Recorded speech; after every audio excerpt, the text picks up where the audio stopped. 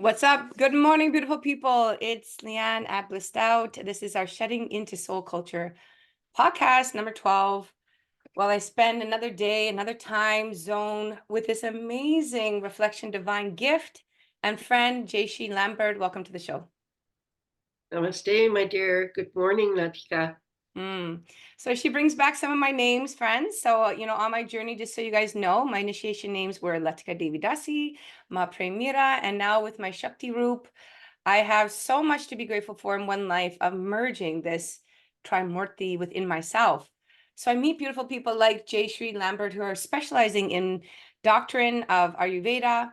And in podcast number 10, we had a chance to go over the basics of Ayurveda with the doshas, a little bit about seasonal Ayurveda, which I think we should also stem out a little bit more, a little bit about the seasons, because there's so much in the seasons area.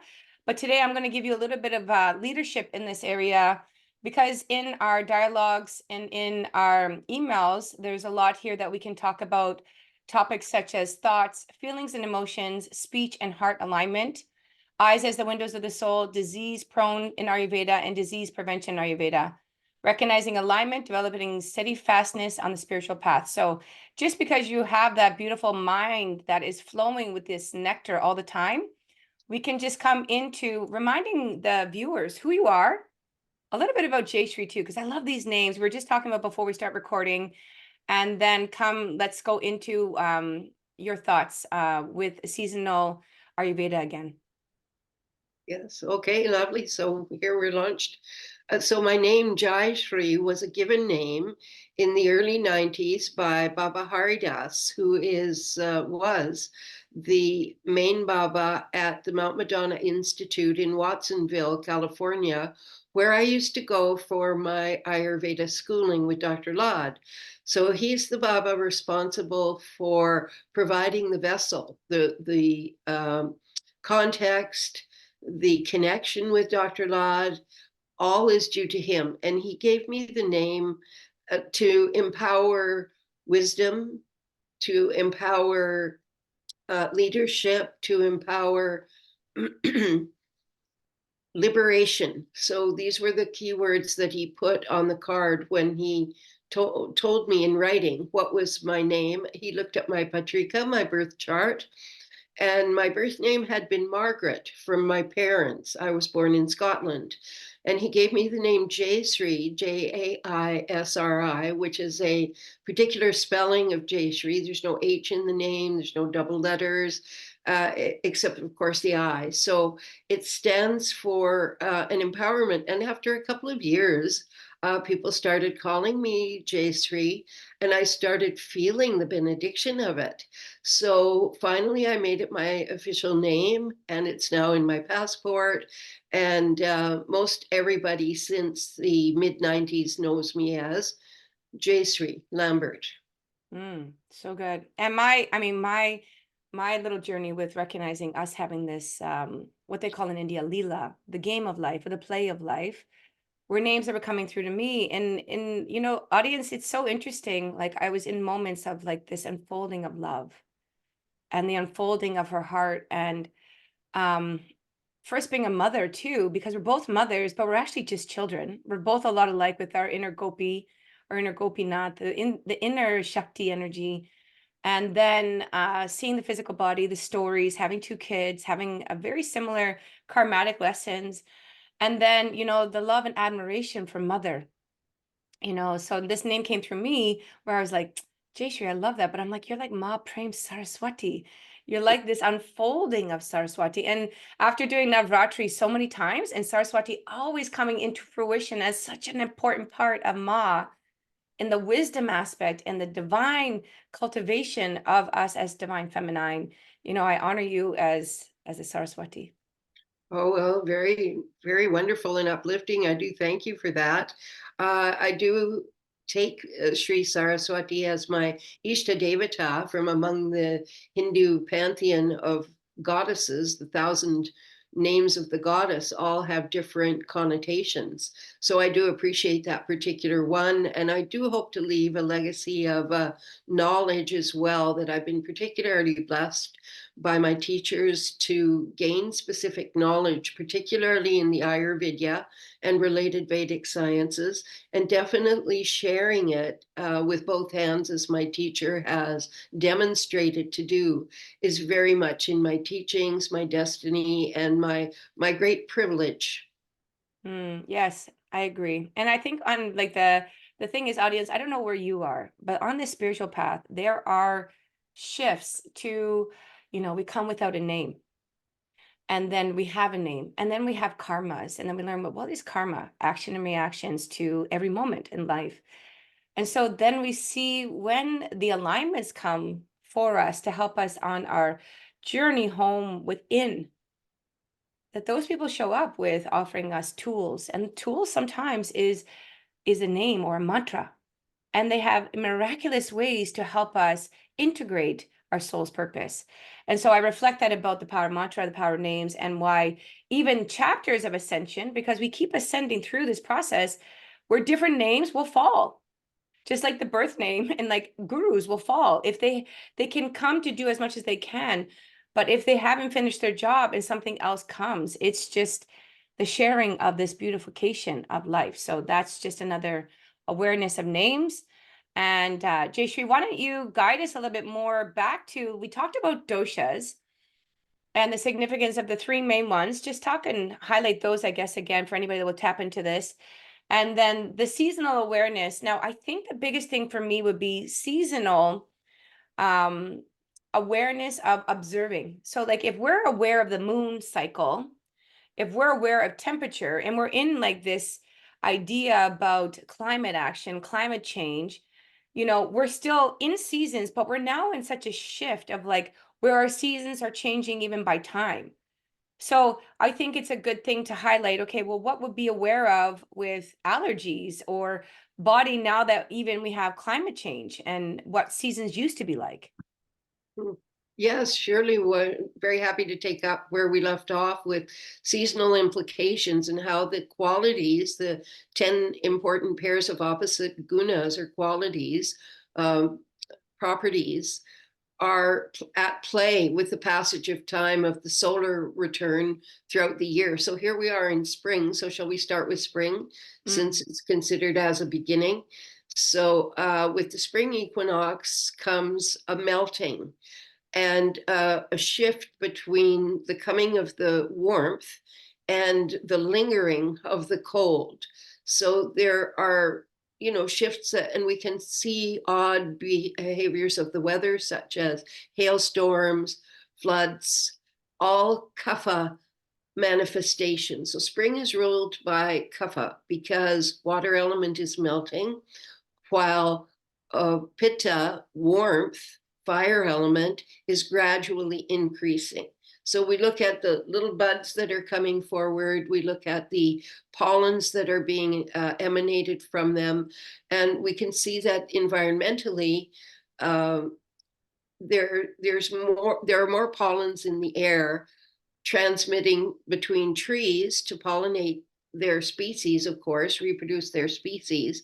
So it's a very active time as far as airborne, perhaps they're allergens, perhaps they're not allergens to you. The idea with immunity is that we have excellent relationship with these seasonal changes, that we're able to adapt our daily routine, our food program, our thinking, our planning, our awareness, so that we take the best advantage of a starting phase of life. So all the way to summer solstice is going to be an ascending solar cycle. So this is a very good time for new projects, new plans. It's not the best time for completions because everything is fresh, new, burgeoning. Now, other types of seasonal allergies or effects of the winter and the change of season from winter to spring is the colds and flu. Do you remember March 2020? Mm. That was a memorable year for us all. as a global population worldwide because of the spread of this virus. Mm. And so we were all now then in lockdown. Of course, quarantine is needed in such a situation. Even the ancient medical scriptures talk about that. So quarantine is something we all need to be taking away from that lockdown phase of life that the entire global population went through together as a collective trauma, because it was so unusual, and taking advantage of seasonal change, that spreading factor, saraguna, does increase gradually, not consistently, but by degrees. Mm. So we have to be prepared then and do cleansing rituals to be immune strong in such a way that whatever uh, airborne contaminants are coming our way, because the spring rains are washing the air, bringing these particles down close to our range, within 6 feet or so of the ground, and we're breathing in these particles. So now we may have reaction in the nostrils. So we have to do seasonal rituals to cleanse the nostrils, perhaps neti, perhaps nasiam, which is the nose drops, nasal administration of certain medicated drops, to ensure that the sinus cavities are not overladen with kapha. The sinuses are a typical site of kapha dosha. Mm. Kapha, you remember, being mostly water and earth Mm. dominant, although all elements, all 5 elements, appear in all creation, but there are dominances. So this springtime dominance of kapha brings effusions, lung weakness, lung infections, lung disturbances, especially congestive, Mm. especially from water. So Mm. we do have to be careful of airborne and waterborne diseases in the spring. Mm. And we have to do prevention, such as shift the diet from a winter diet to a spring diet. We're supposed to lighten up. We're supposed to do cleansing practices. We're supposed to use the daylight differently. Daylight is a very particular line of demarcation, and sunset is a very particular line of demarcation. So, Mm. in between sunrise and sunset is the active phase of the day, and afterwards is the passive phase of the day. So it's very important to rest. We see animals doing this inherently. They will simply rest longer. They will then start to awaken in spring and take advantage of the early morning Mm. for engaging in activity. Otherwise, they're passive. Mm. So the nasya, the nose drops, is an excellent way to not only build immunity in the nasal passages, a very important channel of pranavahashotas, the respiratory channel. So the Mm. nostrils are very particularly constructed. As you know, there's a right uh, nostril and a left nostril, the Ida and Pingala channels, Mm. with Shushumna down the middle. So we want Mm. a nice balance of this caduceus, this double-headed serpent image, Mm. so that the um, upper respiratory channels have an opportunity to cleanse out their winter buildup.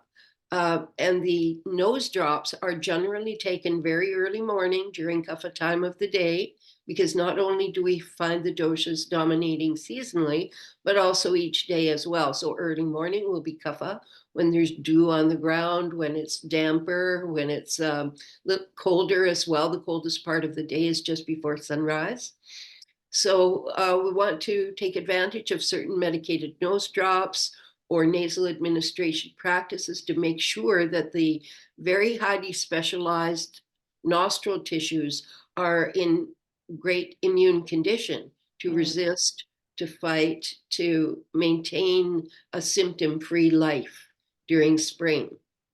Well, I like that you were talking a little bit about even about the Pingala and the Ida nadis and the Shushmana nadi. So listeners, as we talk about doshas and how they're affecting, those main three aspects of the nadis come from 72,000 energy, vibrational nadis that are moving throughout our chakra system.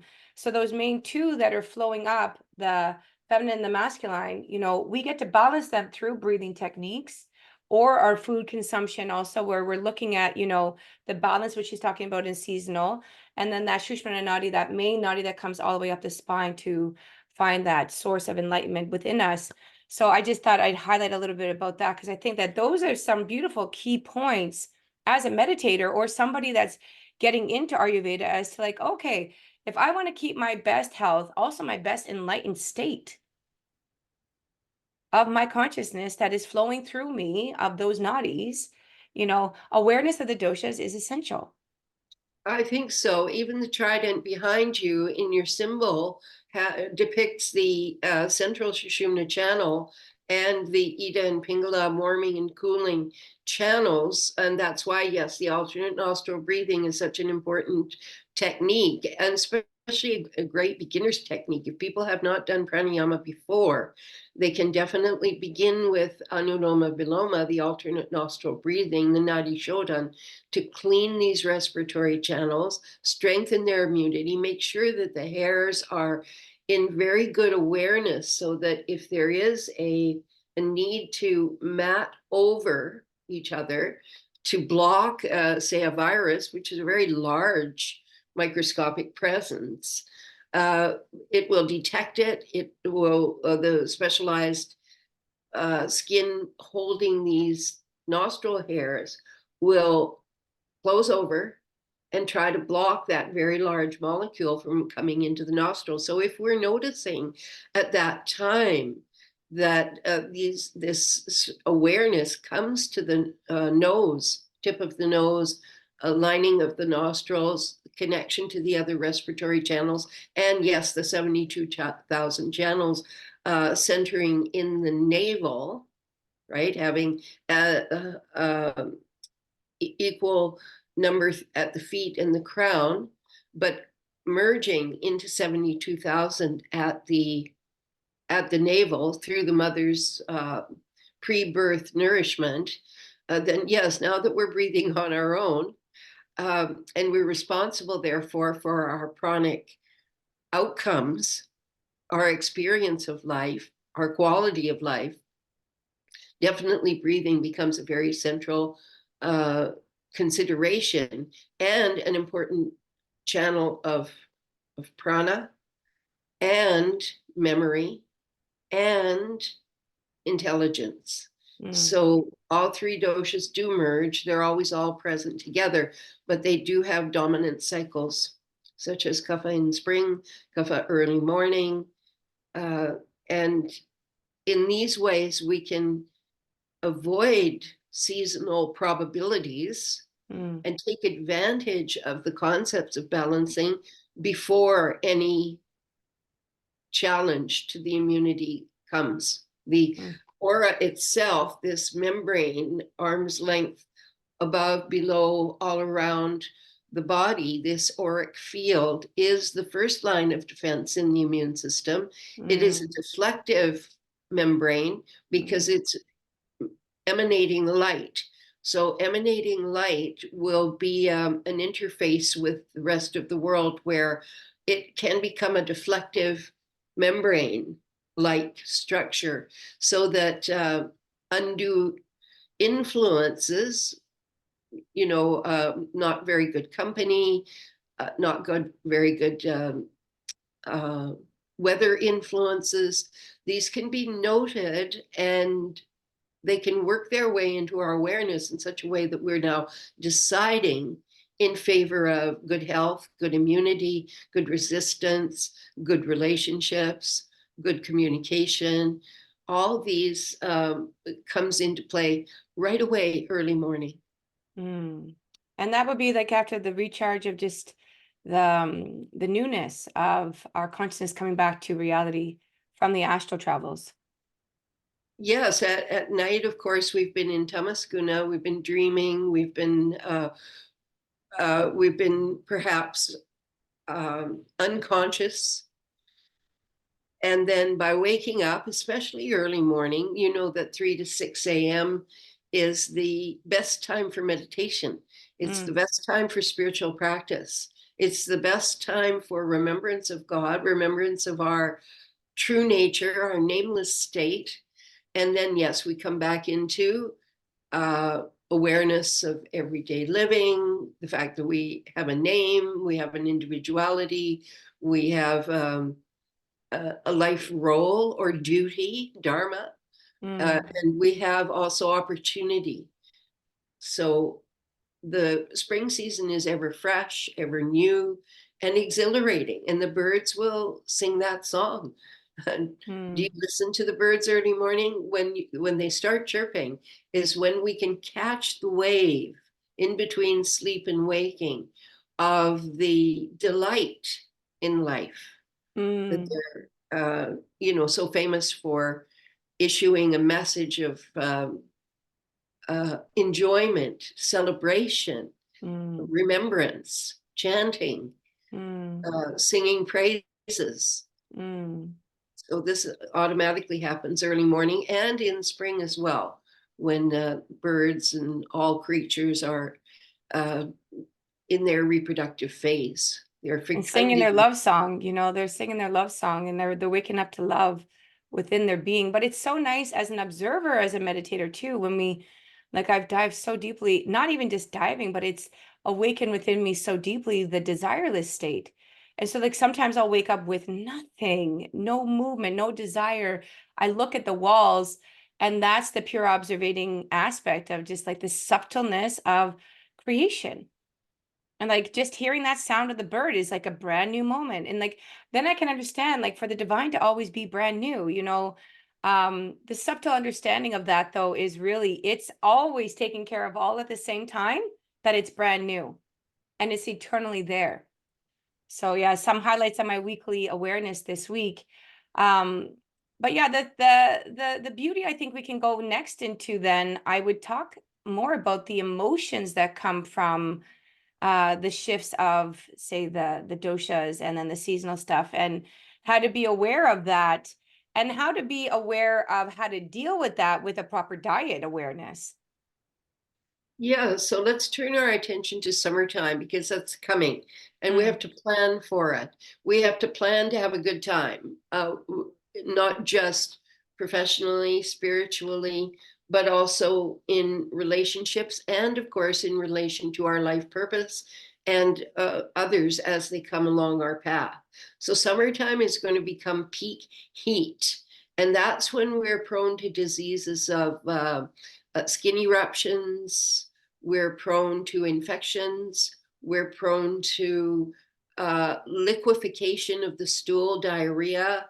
We're prone to irritation. Never make a marriage decision in the summer. Always wait until fall because you already made a marriage decision. And then in summer, it comes under scrutiny. It comes under Pitta mind, which loves to compare good, better, best in its dosha phase, not in its balance phase. So we're definitely needing to begin to think about preventing summer complaints as well, because emotionally the person will be judgmental, more critical. There'll be more conflicts in summertime.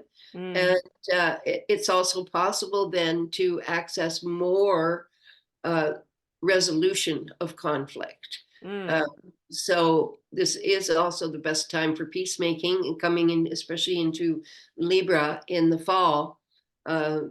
So it's a very conciliatory time. Fall then becomes affected by diseases of cold, wind, diseases of change of season from warm to cold. So again, the aura is going to be affected by seasonal change of temperature externally. So it does depend the latitude where you're listening to this podcast. If you're in the northern hemisphere, as we are, 49 degrees north latitude, if you're in a more tropical area, or if perhaps you're in an Arctic area, the seasonal changes are going to be very distinct to your latitude. And we have to adapt where we're at, where we are, not hoping that we're in a different climate.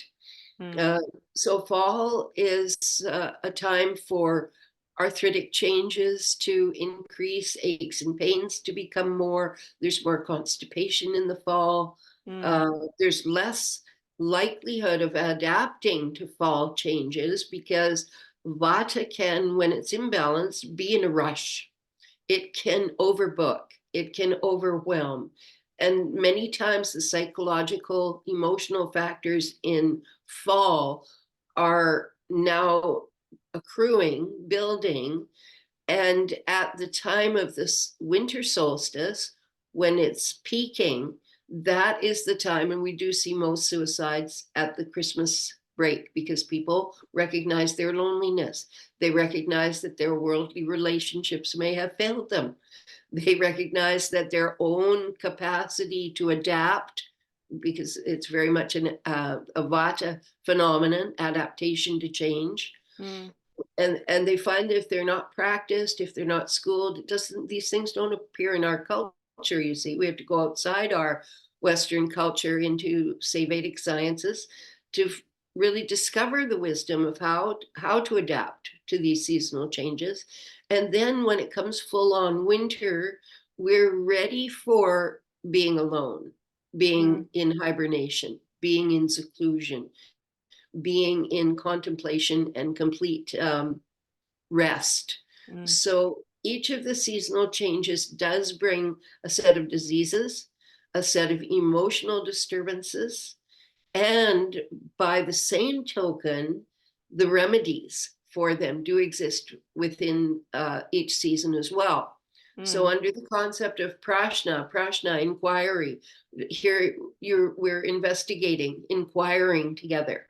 mm, And so within the investigation is said to be the answer. So the moment the question is formulated in your mind, oh, I wonder about such and such, then the answer is contained with that. So if we sit quietly, meditate, go inside, then the explanation will become self-evident. It will reveal itself in that moment. That is the prashna science. So that's always helpful to understand, is that whatever anguish we're having, physical, mental, emotional, spiritual, it always has a remedy that is available if we just close the mind from rattling off its usual diatribe and come back to the actual inquiry and find that the answer is there within us, that everything is within us. All mm, these seasonal changes are within us, whether it's an annual seasonal change,